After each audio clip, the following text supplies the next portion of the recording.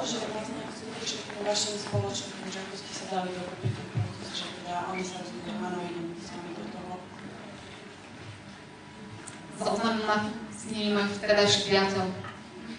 A nemali také odhodlanie, že teda sú priateľi, že spolu robiť biznes? Ja som ich tak nejak nadchla. Ja som prišla za nimi, ja som im porozprávala, aké to bude perfektné a oni tak povedali, že super, že tak oni idú do toho, že nie sú so mnou.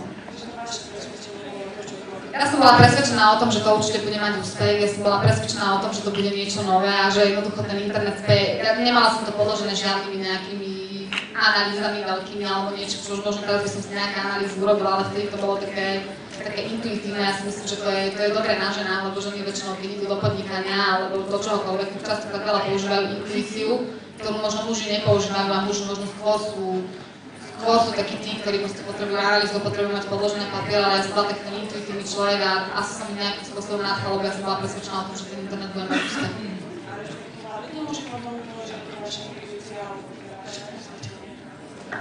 Chvíľu áno. Mám s takým malý problém. Ale teraz povedať, že to zase.